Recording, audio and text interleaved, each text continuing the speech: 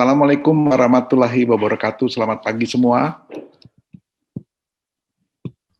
Pagi, Mari kita mulai topik kita pagi ini tentang tata kelola perubahan iklim di mata kuliah tata kelola lingkungan hidup.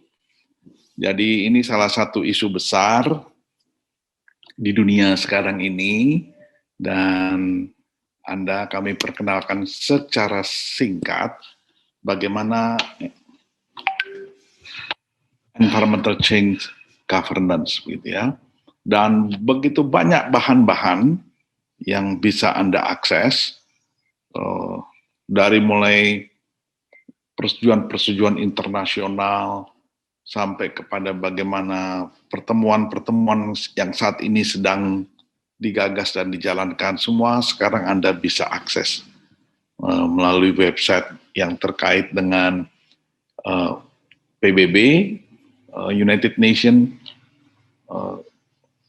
UNFCCC, Framework for the Convention of Climate Change, gitu ya. Nah, ini ada dua literatur yang bisa jadi pegangan Anda nanti. Global Environmental Governance itu dari James Gustav Spieth dan Peter M. Haas. Buku ini memang cocok untuk undergraduate, ya, jadi untuk S1, dan memang mereka rancang supaya mudah diakses, dipahami oleh para mahasiswa. S1 sifatnya melebar, tapi tidak perlu dalam begitu, nanti merangsang Anda untuk tahu lebih lanjut, ya. Juga ada dari UNICEF flyer tentang what is climate change, yang juga untuk anak-anak remaja, untuk SMA maupun untuk para mahasiswa, yang saya kira terutama sebenarnya cocok untuk para mahasiswa, karena kalau untuk para anak-anak terlalu berat juga materi yang dibuat oleh UNICEF ini. Baik, apa itu Global Environmental Governance actually, gitu ya. Pada dasarnya Global Environmental Governance itu adalah intersection atau saling overlap dalam hal global. Sebentar, ini maaf, ini layar di laptop saya kurang.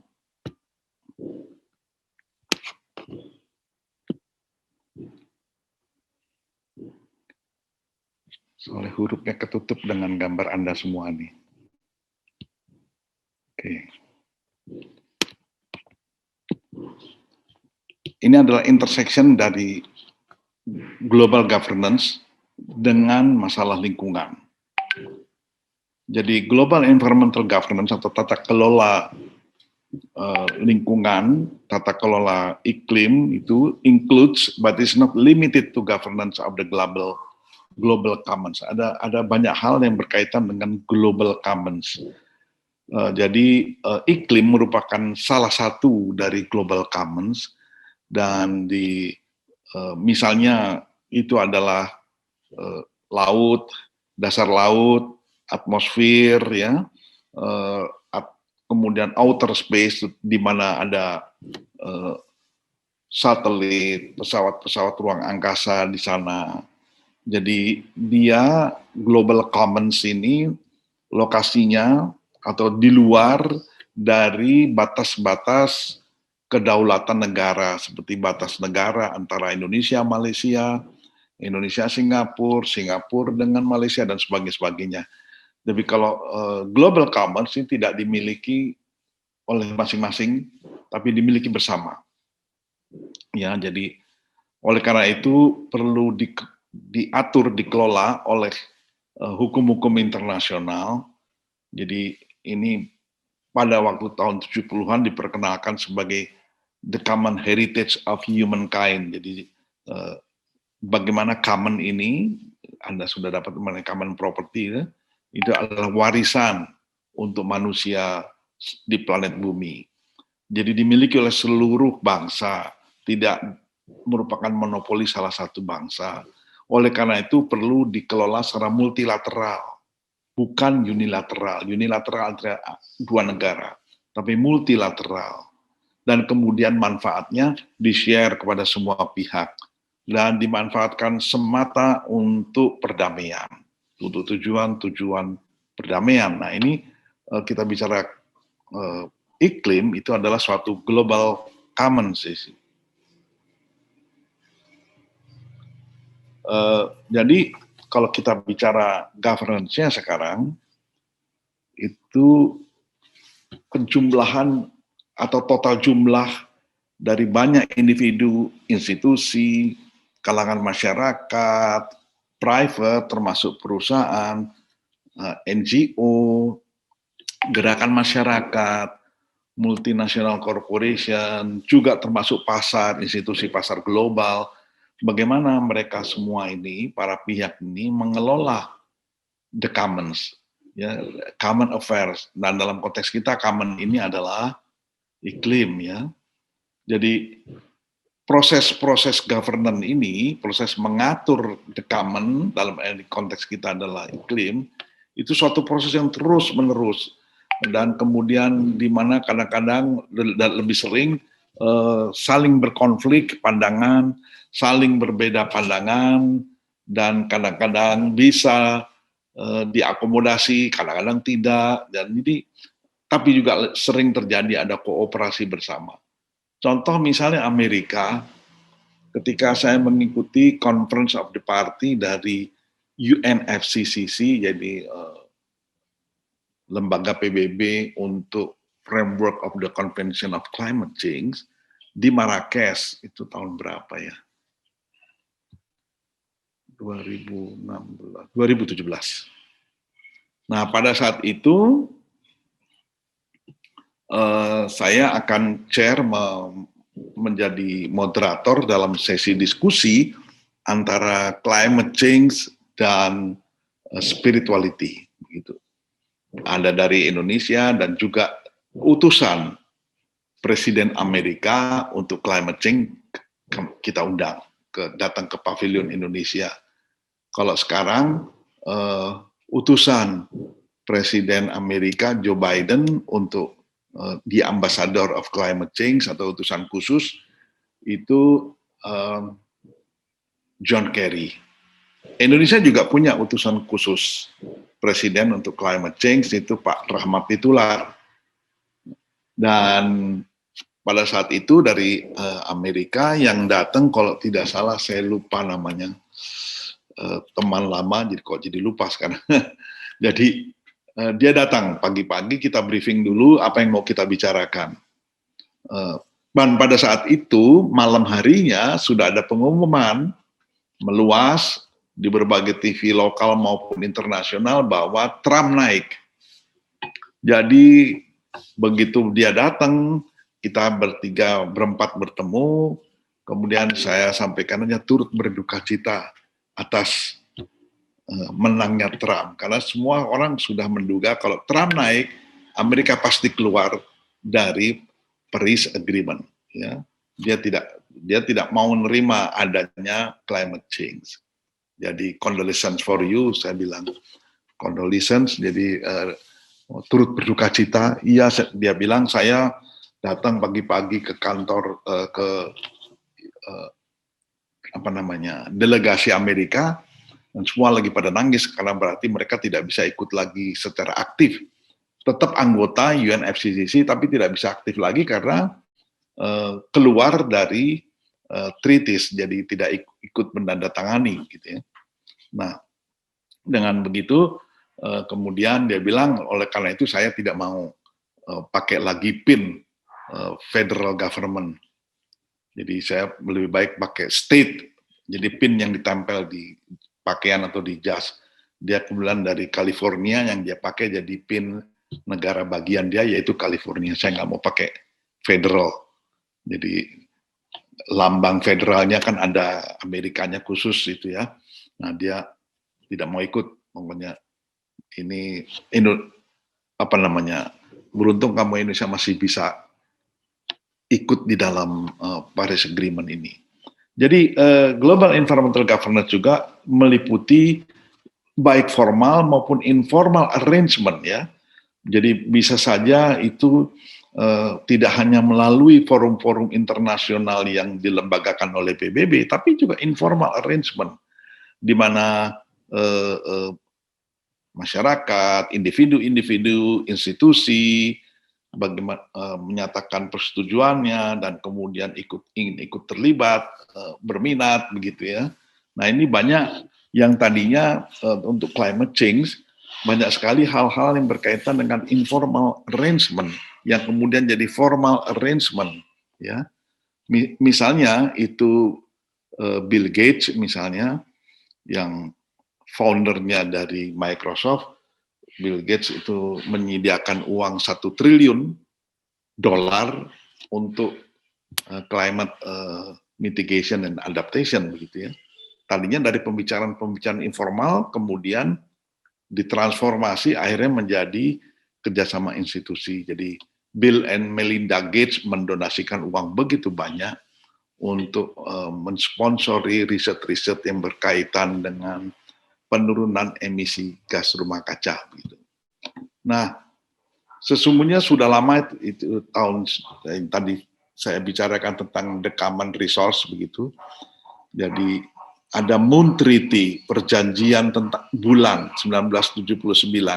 Karena pada waktu itu Amerika sedang saling bersaing dengan namanya pada waktu itu Uni Soviet, sekarang namanya Rusia, untuk menaklukkan planet-planet yang di sekitar planet bumi, dan kemudian didorong ada inisiatif untuk perjanjian bulan 1979 dan juga ini agreement governing the activities of the states on the moon and other celestial bodies. Jadi juga planet-planet yang lainnya with Earth substitute for Moon in the text. Jadi tadinya istilahnya semua Moon, bulan, kemudian akhirnya diganti dengan Earth. Jadi namanya tetap Moon Treaty, tapi sebenarnya kemudian dipakai, dirubah menjadi teksnya menjadi Earth atau bumi. Jadi bumi ini harus digunakan oleh seluruh negara exclusively for peaceful purposes. Itu inspirasi dari 1979. State parties, jadi negara maksudnya di sini, misalnya disebut parties, harus mengambil langkah-langkah untuk mencegah disrupsi, ketidakseimbangan lingkungan yang terjadi sekarang. Ya. The earth and natural resources are the common heritage of mankind. Jadi ini posisinya jelas bahwa dalam treaty ini, bumi dan sumber daya alamnya harus dipandang sebagai common heritage of mankind, warisan kemanusiaan, sumber daya warisan untuk manusia, ya, untuk mankind, jadi untuk kemanusiaan.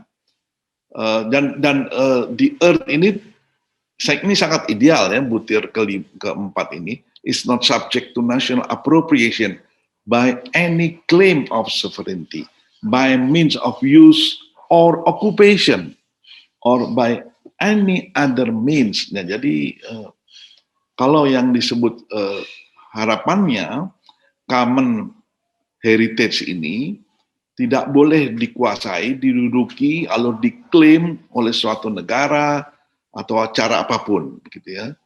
Nah, memang kalau dalam konteks ini Moon Treaty ini terutama di daerah-daerah yang atau wilayah-wilayah seperti Kutub Utara, Kutub Selatan, kemudian Indian Ocean atau Pacific Ocean yang berada di ruang yang di luar batas-batas kedaulatan, ya.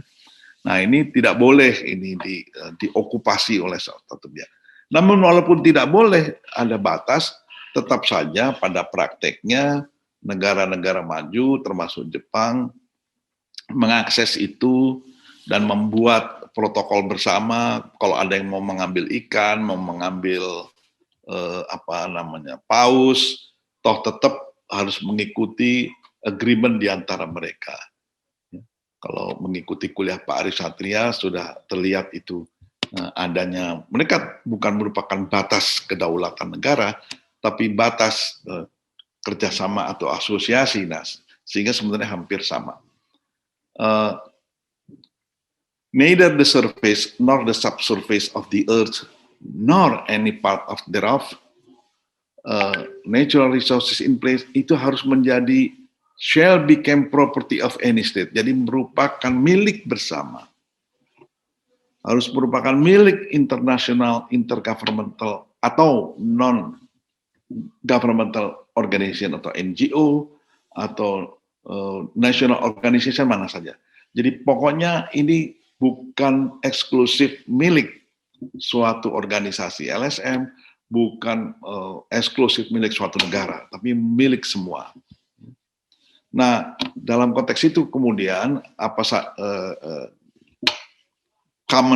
global common property ini kemudian banyak menghadapi persoalan. Nah, ini ada 10 major global environmental change ya. Pertama, global warming and climate change, hujan asam, ozon yang mengalami peluruhan, depletion, tapi ada kabar baiknya, ozon depletion ini sekarang mulai berkurang, dan ozon mulai pulih kembali. Ini satu-satunya international treaties, satu-satunya international cooperation untuk lingkungan yang berhasil itu yang nomor 3 ini. Nomor 4 masih banyak kita hadapi tantangannya, deforestation, land degradation, water pollution and scarcities. Jadi pollution and scarcity itu penting.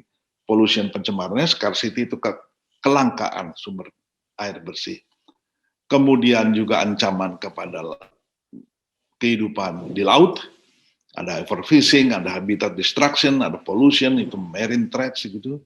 Dan juga ancaman kepada kesehatan manusia dari persistent organic pollutants, atau disingkat itu POP, persistent organic pollutants and heavy metal. Jadi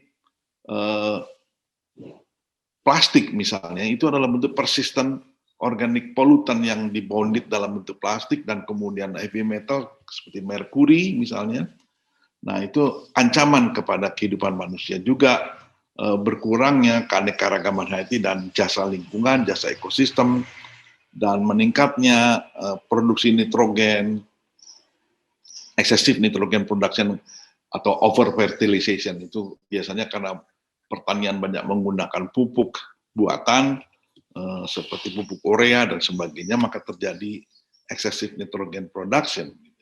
Nah, kalau kita lihat memang kita ini dikepung betul oleh 10 major global environmental change begitu ya. Nah, sehingga Anda perlu betul-betul melihat bahwa masa depan Anda, misalnya ini Anda masih muda sekarang, 20 tahun lagi barangkali tidak seperti pada waktu saya jadi mahasiswa seperti Anda. 20 tahun setelah saya mahasiswa, misalnya atau 10 tahun begitu, lingkungan alam tidak separah seperti ini. Nah, Anda 20 tahun lagi, katakanlah umur 40, insya Allah semua udah pada menikah, tantangan Anda menjadi lebih kompleks karena semua lingkungan hidup sekitar Anda mengalami depletion, mengalami degradation, mengalami pollution, dan ini sudah mulai kita rasakan sekarang. Nah, kalau kita lihat memang klasifikasi 10 global environmental change itu bisa kita bagi atas 2 besar. Overuse of natural resource, ya, ada overuse of renewable resources, dan satu lagi pollution. Yang overuse itu apa saja? Itu tentang biotic impoverishment, jadi tangkap lebih misalnya, ya. Kemudian penebangan kayu yang berlebihan. Kemudian overuse masih juga pengertiannya marine losses, desertification isunya ini, deforestation, freshwater system decline, biodiversity loss. Jadi ketika overuse dalam bentuk tren yang terjadi itu bisa berupa degradasi di biotik, itu bisa dilihat dalam deforestation, forest system decline, biodiversity loss, isu-isu yang mengemuka di publik, isu-isu yang banyak kita tangkap dalam berbagai publikasi. Tapi intinya efeknya adalah biotic impoverishment. Ya. Satu itu biotic impoverishment, jadi ada pemiskinan dari sumber daya biotik, kemudian resource scarcity yang makin turun, makin meningkat. Kelangkaan sumber daya makin meningkat. Nah, selain bentuk overuse, kita juga menghadapi bentuk pollution. Biasanya saya istilahkan sebagai yang di sini issues ini degradasi. Jadi isu-isunya adalah degradasi sumber daya alam. Laut, hutan, freshwater, biodiversity, ini dalam bahasa populer di bahasa Indonesia saya istilahkan sebagai degradasi sumber daya alam. Sementara yang sebelah kanan itu pencemaran lingkungan. Jadi misalnya bentuk atmospheric change, misalnya di situ ozone depletion yang tadi saya katakan sudah mulai membaik lapisan ozonnya.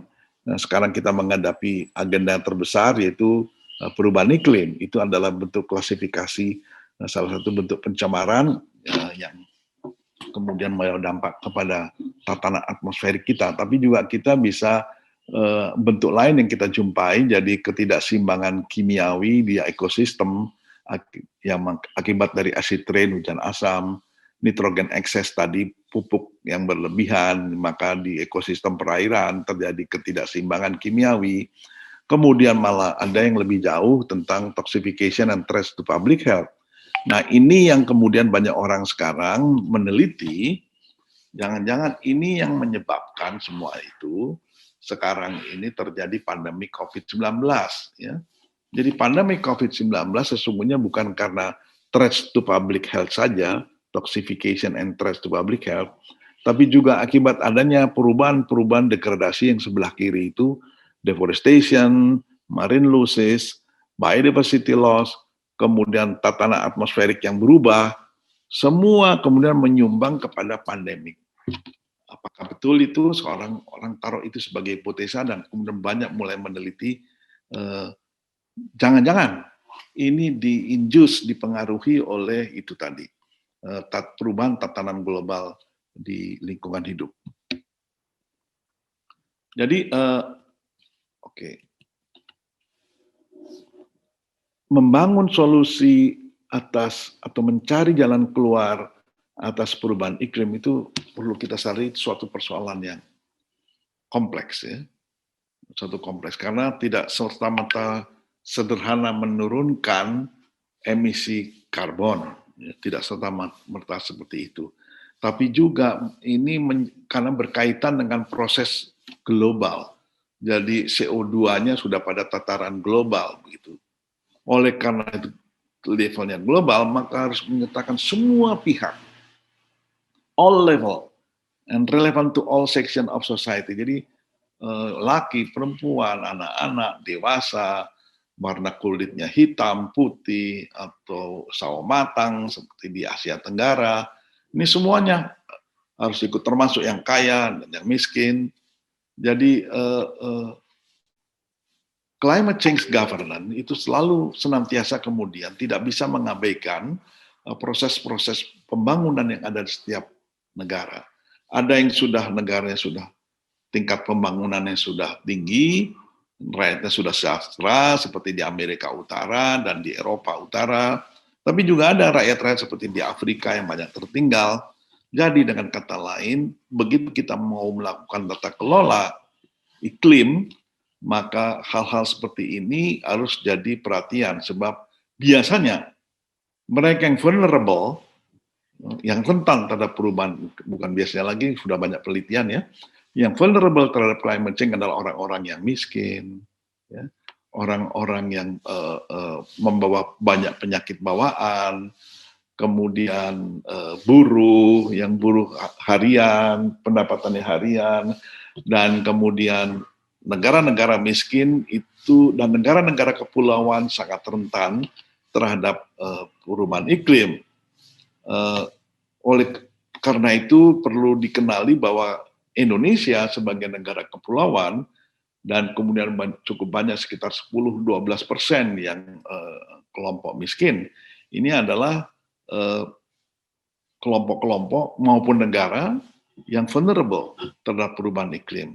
Nah, dalam konteks itu, maka di masa depan Anda sebagai generasi muda ini aktor penting untuk terjadi aksi iklim ya yang berhasil, dan partisipasi Anda dalam proses pengambilan keputusan tentang perubahan iklim itu sebenarnya adalah hak asasi manusia, karena Anda harus menikmati lingkungan hidup yang bersih ya.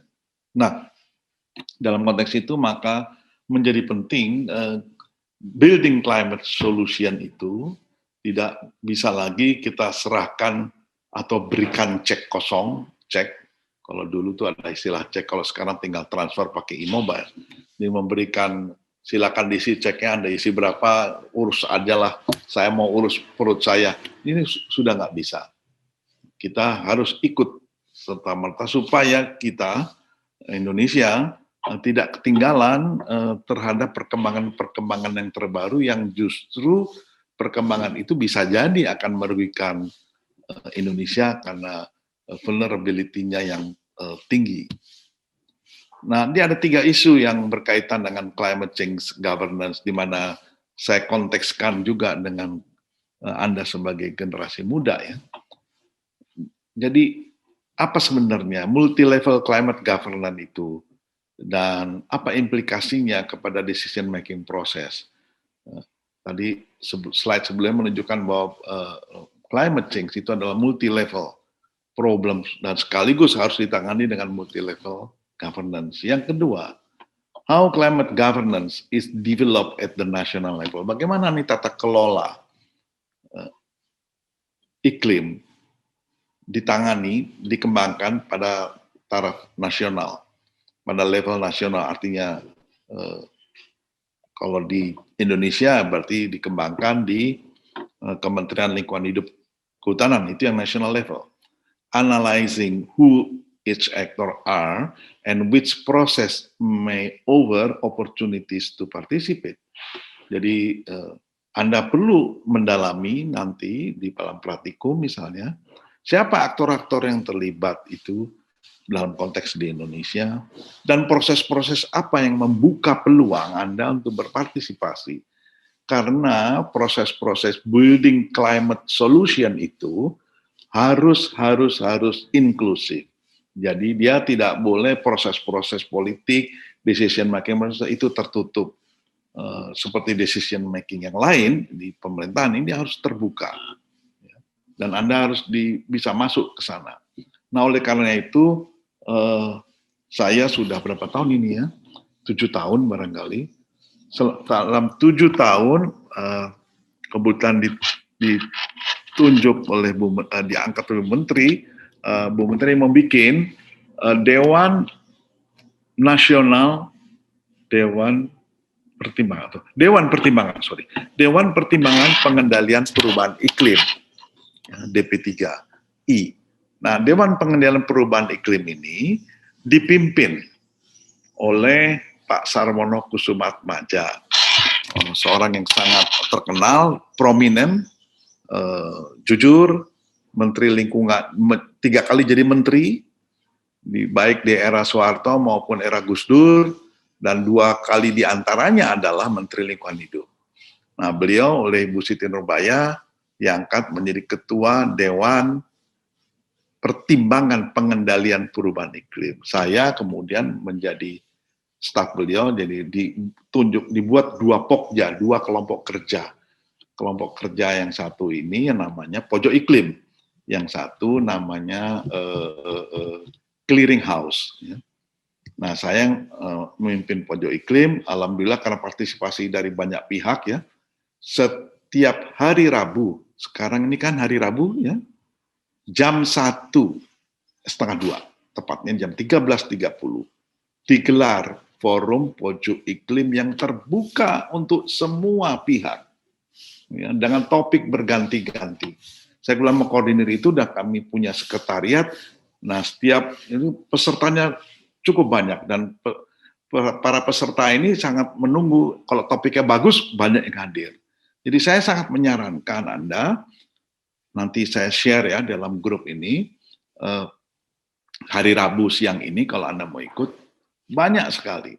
Dari mulai peran perempuan dalam climate change, para pengusaha memanfaatkan carbon trade, teknologi pengendalian emisi gas rumah kaca, kemudian agama dan etika berkaitan dengan iklim. Begitu banyak bentang hal yang didiskusikan. Ya, dan disinilah tempat bertemu, dan Anda bayangkan 7 tahun setiap Rabu, ya, kecuali ketika Ramadan ini mau menjelang Lebaran, berhenti dia. 2 minggu sebelum Lebaran dia berhenti. Atau jatuh pada hari-hari libur besar, itu dia berhenti. Jadi begitu banyak pool of knowledge yang kemudian ini memang sengaja diadakan supaya banyak hal orang memahami apa itu perubahan iklim dan dimensinya begitu luas, ya. Nah, hal ketiga kaitan dengan governance, how international climate change negotiation are carried out, how negotiation process work, the relevant agencies and how social actors get involved. Nah, yang saya paparkan sini hanya sangat-sangat dangkal sekali. Anda perlu explore ke dalam melalui HP Anda, melalui laptop dan sebagainya. Di S2 misalnya, di program studi pengelolaan sumber daya alam dan lingkungan atau PSL, itu ada mata ajaran khusus. Ya, ada saya dan teman-teman merancang, terutama saya yang merancangnya, yaitu peminatan, ada peminatan pengendalian pencemaran, ada peminatan lagi tentang kalau tidak salah tentang pengendalian pencemaran dan kemudian biodiversitas. Yang ketiga adalah tentang diplomasi lingkungan, itu baru diminta oleh Ibu Menteri Siti Nurbaya dan juga diminta Pak Rektor menginginkan ada minat environmental diplomacy. Nah, di situ diberikan bagaimana teknik diplomasi. Siapa yang memberikan? Orang ITB tidak ada yang punya kemampuan untuk bagaimana the art of diplomacy. Jadi dosen-dosen dari HI, Hubungan Internasional UI, kita undang untuk mengajar. Nah, jadi pada waktu mata kuliah pasca PSL untuk peminatan diplomasi lingkungan ini, kami melakukan diskusi dengan teman-teman hubungan internasional. Ya, yang menarik adalah mereka kaget di IPB sudah begitu maju dalam berbagai hal yang berkaitan dengan konvensi-konvensi perubahan iklim, biodiversitas, dan segala macam, land degradation. Sementara mereka nggak menyinggung isu ini. Mereka lebih kepada isu-isu perdagangan, dan kemudian hubungan internasional yang secara lebih spesifik, kemudian ketiga militer. Nah, tapi isu lingkungan tidak. Jadi mereka tahu cara diplomasi, mereka tahu cara untuk mengikuti konferensi bagaimana dealing with agreements, tapi substansinya tidak ada. Tidak tahu maksud saya. Oleh karena itu kami katakan kepada teman-teman UI, ini program peminatan diplomasi lingkungan ini untuk membantu para diplomat Indonesia yang diplomat karir. Jadi dia juga diplomat, tapi diplomatnya khusus di bidang lingkungan. Jadi dia memberi masukan kepada diplomat senior. Ya. Jadi how international climate change negotiation are carried out. Teman-teman di UI banyak yang tidak tahu, di UNPAD, di UGM tidak tahu. Jadi saya ingat pada waktu itu ada putra seorang sahabat kami, sesama dosen di IPB, putranya mau mengambil skripsi S1, untuk skripsi S1, dan pada saat itu kebetulan Conference of the Parties, UNFCCC, ke-7, sekarang sudah ke-20, mau ke-26 ya, yang ke-7 itu diadakan di Bali, pada era SBY. Nah, dia pengen sekali mengcover isu itu, dan dia pikir, kemudian kita carikan jalur-jalur supaya bisa ikut. Dan kemudian dia meliput pertemuan COP, Conference of the Parties yang ke-7 di Denpasar di Bali. Kemudian dia pulang, skripsi dia tulis, yang tidak bisa mengcounter atau membimbing dosennya angkat tangan, aduh saya angkat tangan, saya tidak menguasai isu-isu tentang lingkungan. Nah, jadi memang keunikan di PB adalah Anda bisa belajar lebih banyak, bisa dapat mata kuliah yang berkaitan, sangat berkaitan dengan alam dan lingkungan hidup. Dan ketika hal serupa, puluhan tahun kemudian lebih ketemu lagi dengan teman-teman UI, hubungan internasional, ternyata sama. Mereka lebih menguasai diplomasinya, lebih menguasai topik-topik tentang militer, perdagangan, perjanjian internasional antar negara, tapi begitu global governance yang berkaitan dengan environmental change, mereka angkat tangan. Gini aja, akhirnya ya, kita beri teman-teman UI bagaimana sih cara negosiasi. Tapi substansi negosiasinya dari teman-teman dosen-dosen IPB, gitu ya. Nah, di dalam 3 hal inilah yang berkaitan dengan climate change governance. Mari kita lihat yang pertama, multi-level climate governance, ya. Ini multi-level governance itu hal krusial, ya, to address multi-level causes and impact. Karena Anda tahu ya bahwa penyebab dari perubahan iklim dari mulai di masyarakat di bawah yang naik motor, naik mobil, bawa bis segala macam sampai kepada global, ya. Itu semua memberikan kontribusi kepada penyebab dan juga sekaligus jadi dampak dari perubahan iklim. Dan ini multi-level climate governance itu adalah suatu proses yang kontinu, negosiasi yang terus-menerus, melibatkan diverse group of national and local government, international organization, private sector, NGO, and other social actor. Dan selama 4 kali saya mengikuti konferensi perubahan iklim di berbagai tempat yang setahun sekali diadakan, pesertanya ribuan orang, 3.000 sampai 5.000. Dan yang sangat menarik adalah yang bisa ikut dalam forum negosiasi resmi mewakili negara itu terbatas. Itu adalah partis. Partis artinya negara. Jadi dalam hal ini diwakili biasanya oleh 2 sisi, oleh 2 institusi, maksud saya. Satu wakil dari Kementerian Luar Negeri, dan satu lagi adalah dari Kementerian Lingkungan Hidup dan Kehutanan. Jadi di tingkat nasional juga demikian. Untuk diplomasinya adalah orang-orang Kementerian Luar Negeri, adapun untuk substansi adalah teman-teman dari Kementerian Lingkungan Hidup dan Kehutanan. Mereka tandem. Jadi pada saat pertemuan konferensi internasional perubahan iklim itu, ada begitu, delegasi Indonesia begitu banyak yang bisa pernah mencapai 250. Tapi dari 250 itu, yang betul-betul pemerintah itu kita didanai dengan uang negara, itu barangkali sekitar 100. 150 itu adalah LSM, itu adalah perusahaan-perusahaan, pemerintah daerah juga dengan uangnya sendiri, banyak yang datang gitu. Dan mereka masuk secara resmi, nanti dibatasi siapa yang boleh melakukan negosiasi, karena negosiasinya breakout groups-nya itu, parallel session-nya begitu banyak. Dan jadi semua diharapkan semua aktor ini ikut berperan, ya.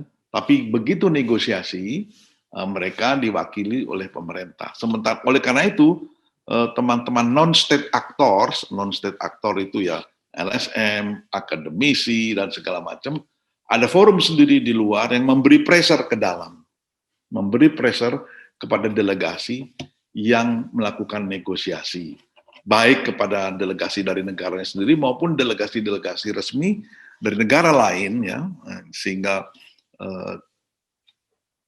mereka minta didengar. Jadi mereka ada protes, mereka bikin demo, mereka bikin pertunjukan seni dan art sebegitu di luar.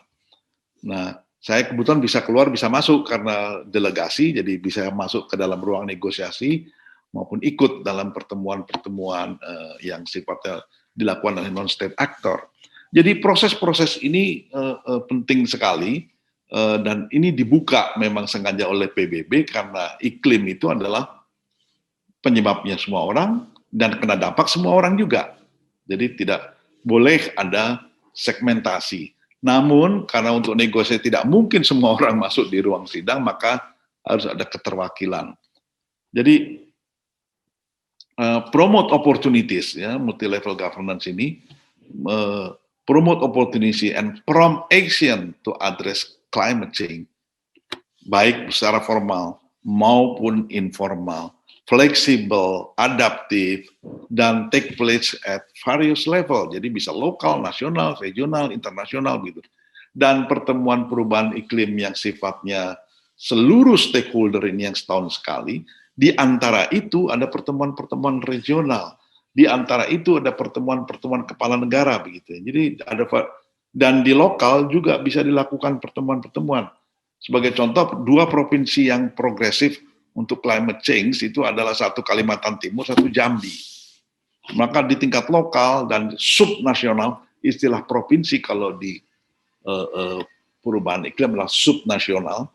Jadi di level kabupaten dan subnasional ini, 2 provinsi ini betul melakukan sosialisasi, melakukan menerbitkan peraturan perundangan supaya bisa menekan emisi gas rumah kaca, menurunkan deforestasi dan segala macam.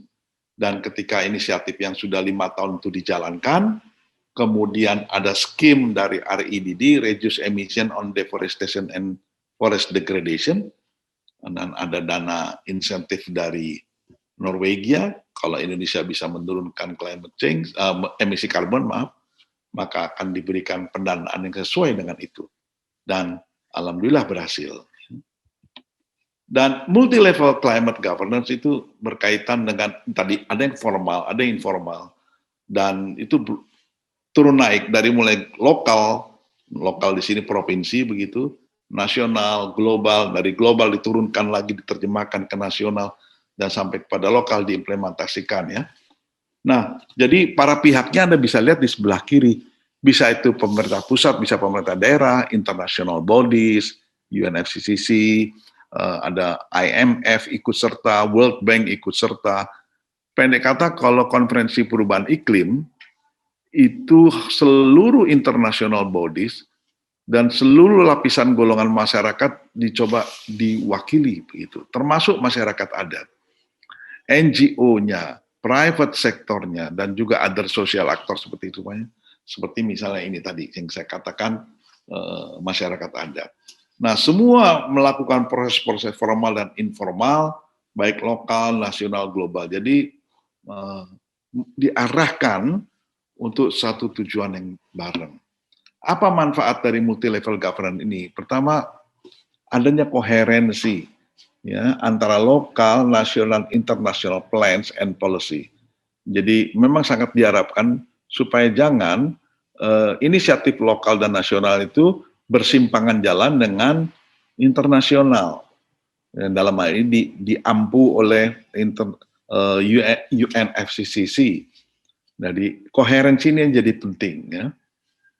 Jadi di era pertama Bu Menteri Siti Nurbaya memimpin, itu beliau melakukan pertemuan 2 hari khusus membangun koherensi politik antara lokal, nasional, dan global. Nah, setelah dipegang, di mapping, dipetakan koherensinya di mana, maka masing-masing bisa berjalan dalam framework yang sudah disepakati.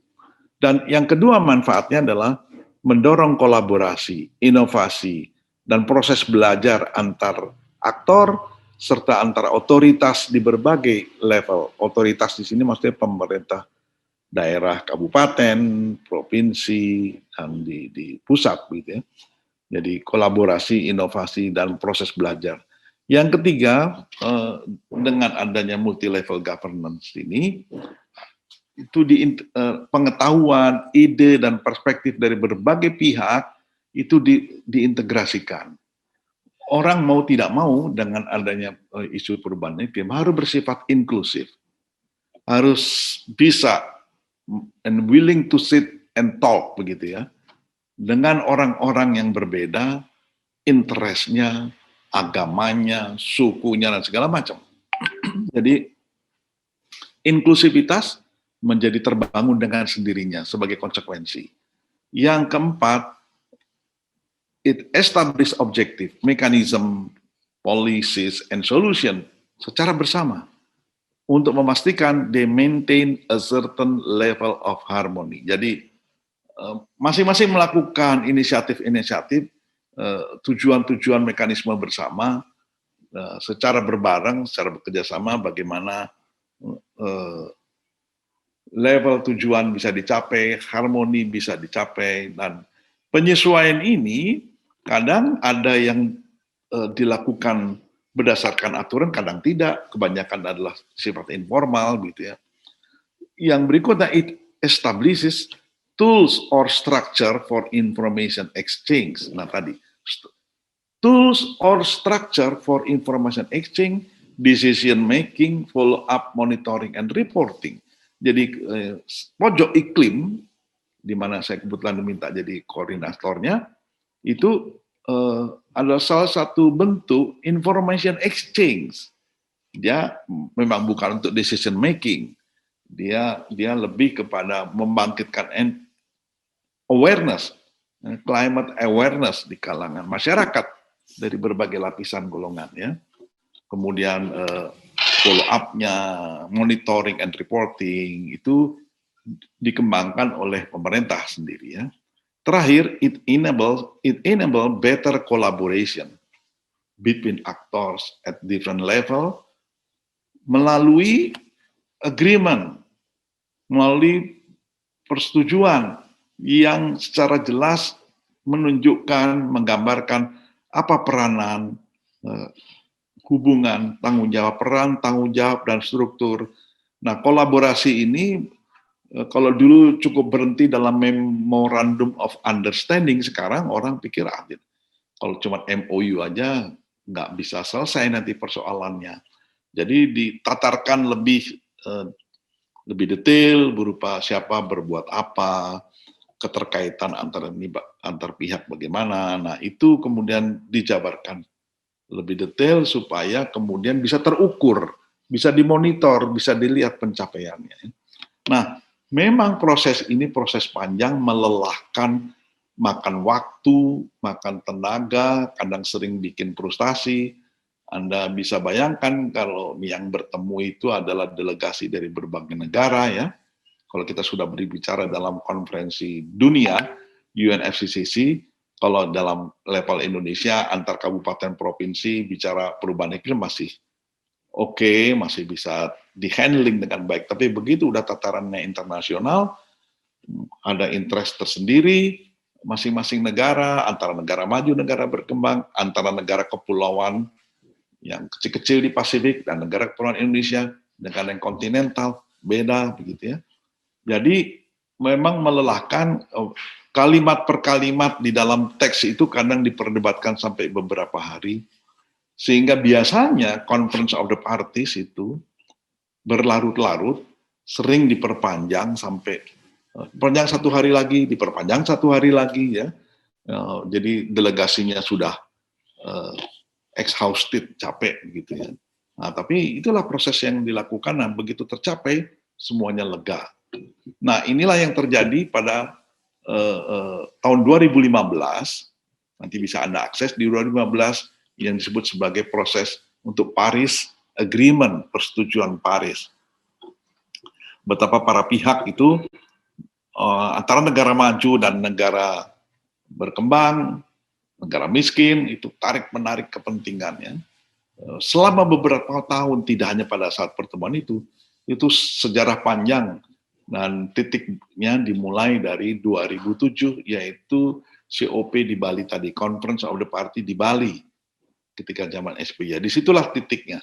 Apakah mau terus kerjasama global ini, multinasional, multi-level governance ini mau terus, dan difasilitasi oleh PBB, atau ya sudah, berhenti.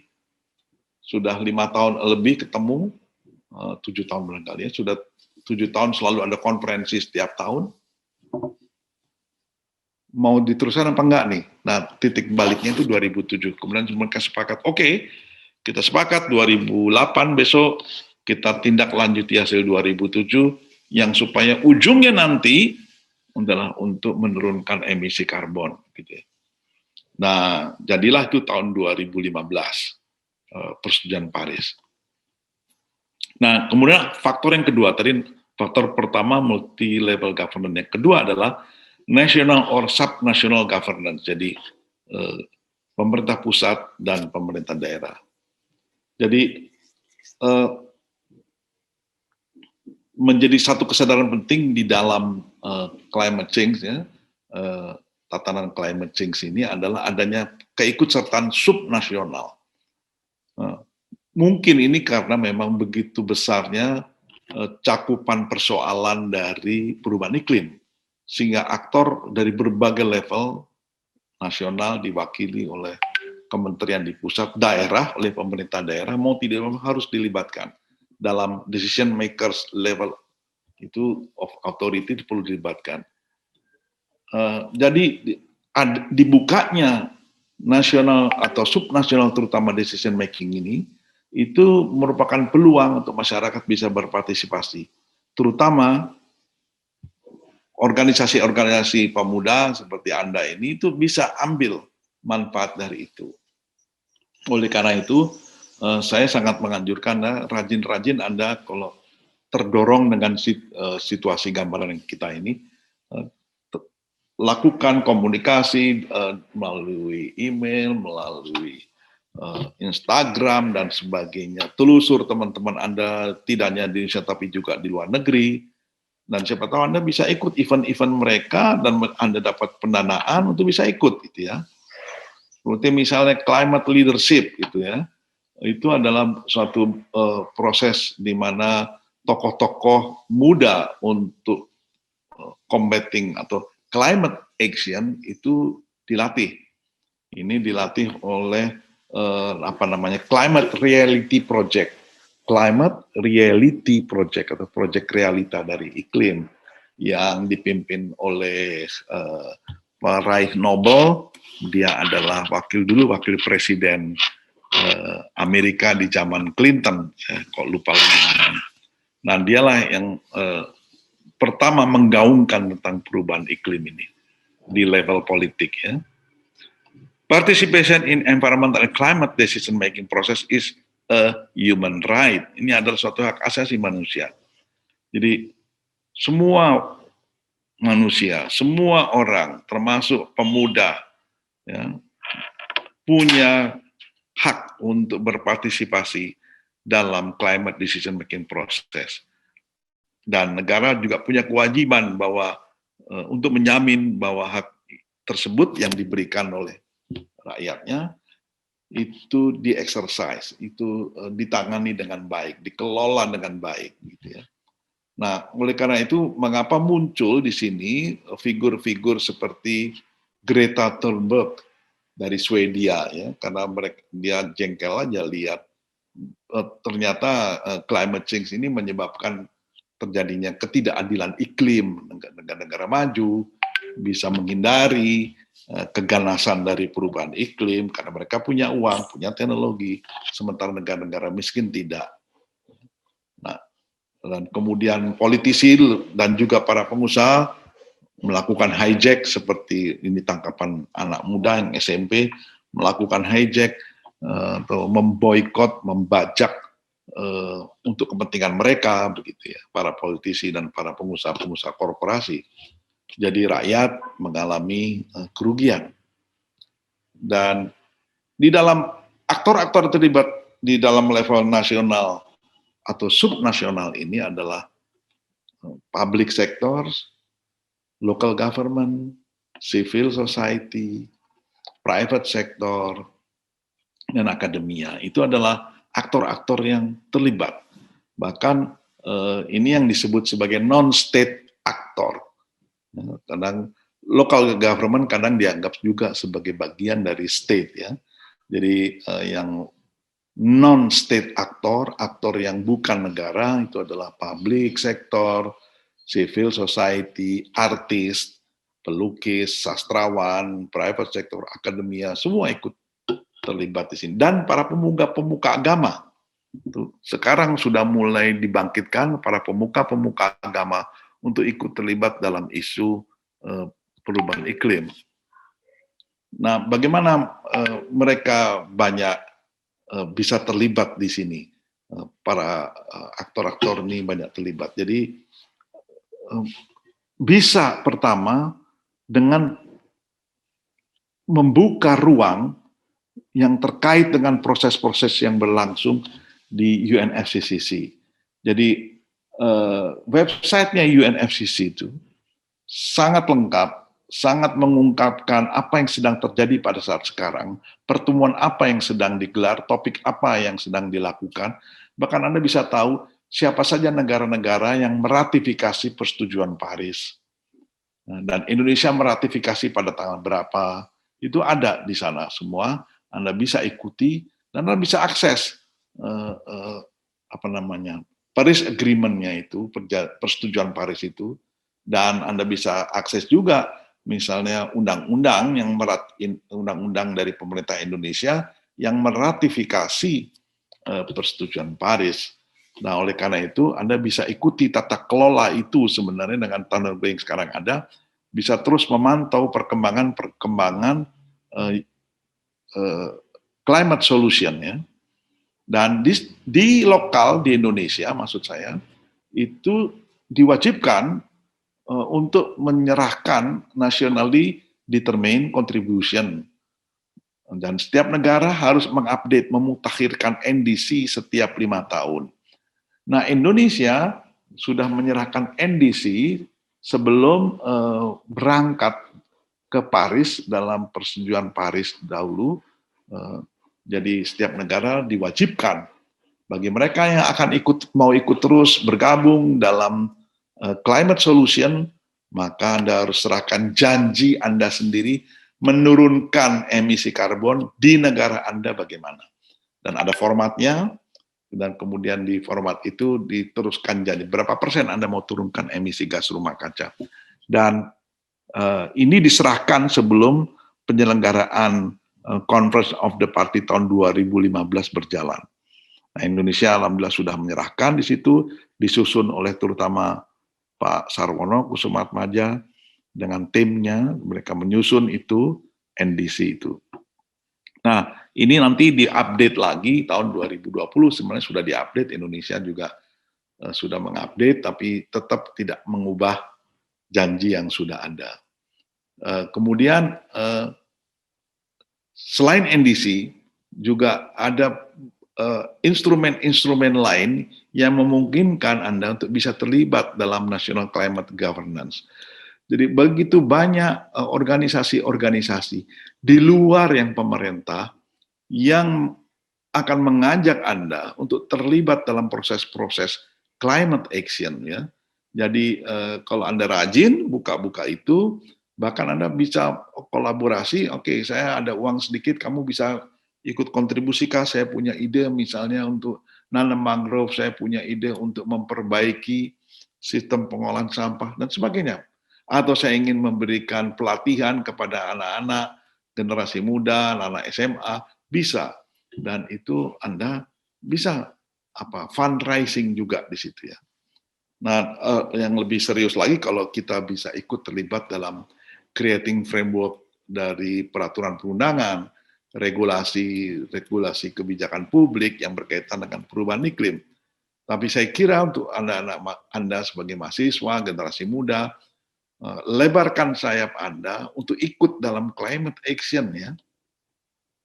Dan juga bisa saja Anda ikut terlibat dalam decision making yang tidak terlalu terkait dengan climate change, tapi kena. Misalnya soal-soal pendidikan tadi saya katakan, gender, energi, keuangan, ya, itu memang tidak langsung terkena, tapi dia harus menyesuaikan diri.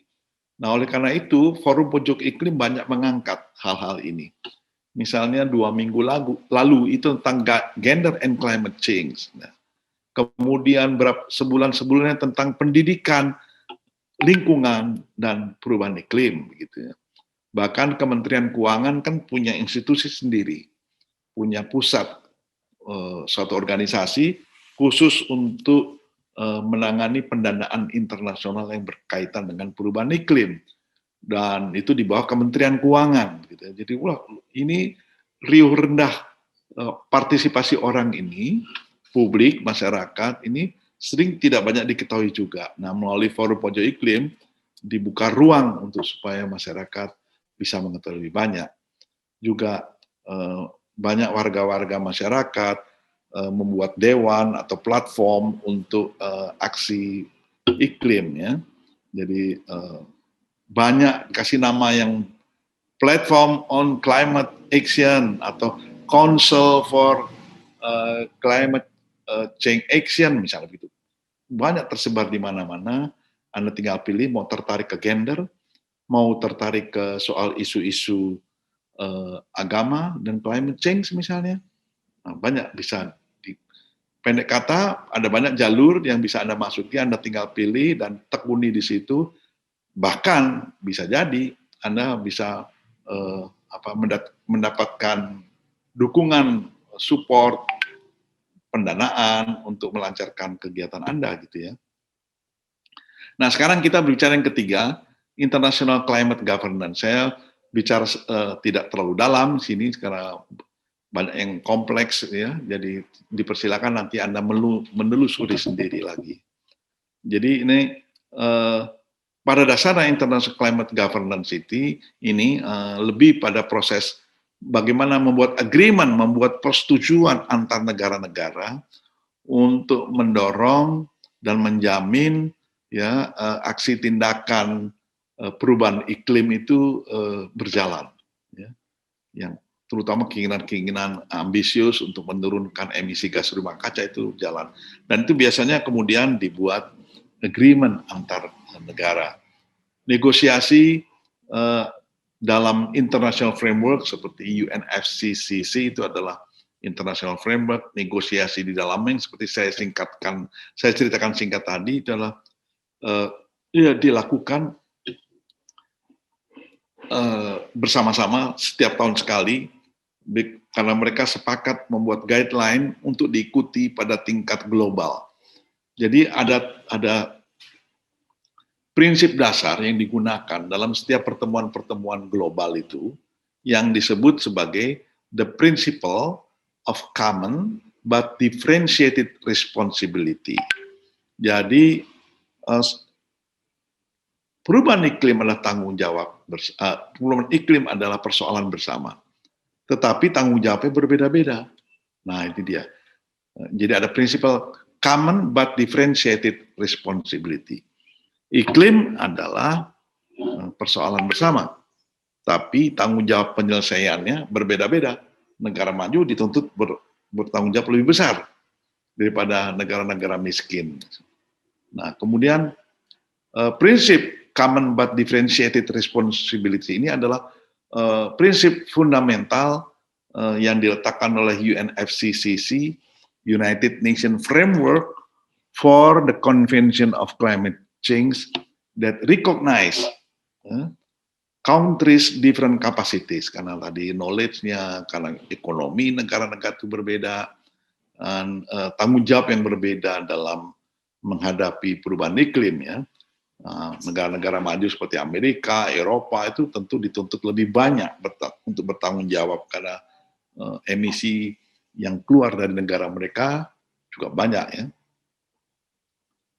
Nah, negosiasi prosesnya memang biasanya diawali ada climate summit begitu atau conference begitu, diawali dengan pertemuan-pertemuan dengan para pihak, LSM dengan kalangan LSM, organisasi di dalam negeri saling bertemu begitu ya. Nah, juga kalangan-kalangan bisnis melakukan roundtable discussion begitu. Nah, ini saja mungkin karena pandemi pertemuan-pertemuan itu agak berkurang ya. Karena biasanya kalau sudah bulan Agustus sudah ramai nih diskusi-diskusi persiapan untuk mengikuti konferensi perubahan iklim, isu-isu apa saja yang akan diangkat di sana dan apa yang diperjuangkan Indonesia di sana. Jadi aktor dan grup itu siapa saja yang akan berangkat dan bisa meminta bilateral meeting. Jadi Indonesia saya mau pengen bilateral meeting nih dengan negara-negara Eropa yang berkaitan dengan reduce emission on deforestation and forest degradation misalnya, dia bisa minta, atau sebaliknya mereka yang minta supaya ada pertemuan bilateral misalnya gitu. Dan aktor-aktor dari berbagai bidang itu seperti industri atau latar belakang arena akademia, agriculture atau biodiversity, semua bisa ambil aksi di sana, bisa ikut urun rembuk negosiasi di internasional atau di level lokal dan nasional. Yang ini kalaupun mereka tidak bisa pergi ke mana pertemuan-pertemuan internasional itu karena memakan banyak biaya juga, itu dia bisa perjuangkannya pada level nasional gitu ya. Di level nasional itulah aspirasi mereka ditangkap, kemudian disalurkan, dibahas untuk diteruskan ke level global begitu.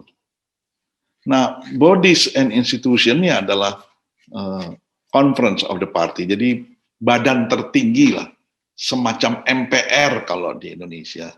Ini conference of the party karena semua pihak hadir.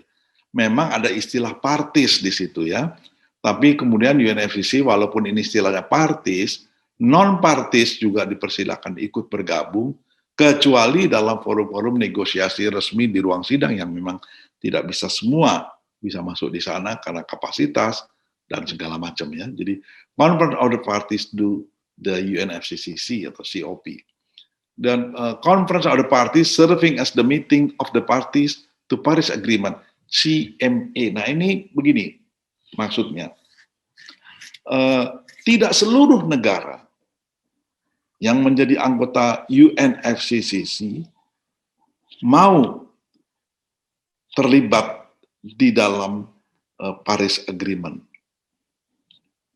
Contoh Amerika, dia masih mau di UNFCCC, tetapi dia tidak mau menandatangani, meratifikasi persetujuan Paris. Oleh karena itu, dia tidak bisa ikut dalam konferensi CMA. Dalam konferensi CMA ini yang boleh duduk di situ dan ikut ambil keputusan dan ikut urun rembuk adalah para anggota UNFCCC yang sudah meratifikasi persetujuan Paris, ya, CMA gitu. Dan kemudian ada biro, semacam biro-biro tertentu yang spesifik. Tapi yang paling penting dua ini, Subsidiary Body for Scientific and Technological Advice, SBSTA. Dialah yang selalu melakukan riset-riset sains dan teknologi untuk kemudian dilaporkan kepada Conference of the Party. Termasuk dia mendapatkan mandat, kamu harus teliti ini, ini, kami butuh riset tentang ini, nah disetujui oleh para anggota, dan SBSTA ini kemudian yang melaksanakannya. Dan ada lagi Subsidiary Body for Implementation, jadi yang berkaitan dengan implementasi peraturan-peraturan yang ada. Misalnya persetujuan Paris.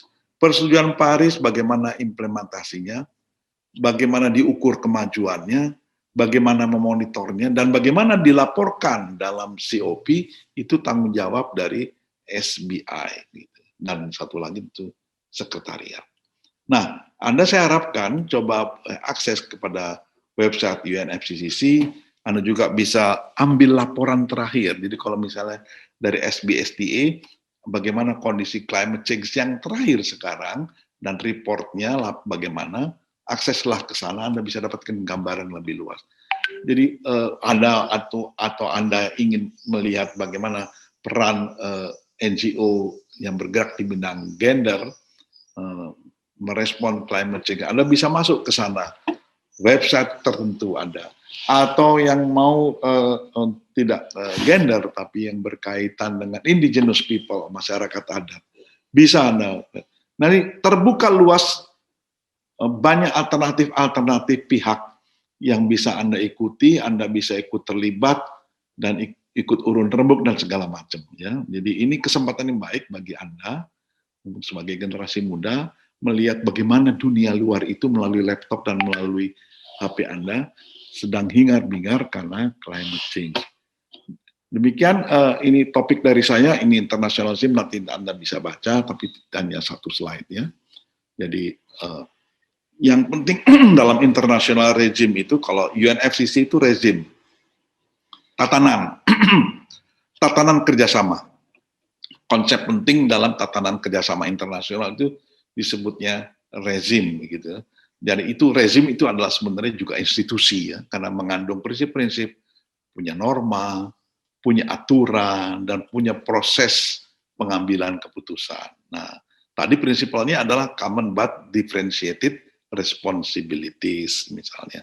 Norms-nya apa? Setiap negara yang menjadi anggota UNFCCC harus bayar iuran, misalnya gitu norms-nya. Rules-nya, misalnya siapa yang boleh duduk mewakili negosiasi dan sebagainya. Dan ada decision making prosedur tertentu kalau Anda mau daftar, mau ikut dan sebagainya. Jadi pendek kata rezim itu merupakan kumpulan dari prinsip dasar, norma, rules, aturan, decision making, prosedur. Nah, itulah international regime. Saya kira ini pengantar saya. Terima kasih. Nanti silakan kalau ada yang mau bertanya, Anda bisa tanyakan pada saya. Silakan.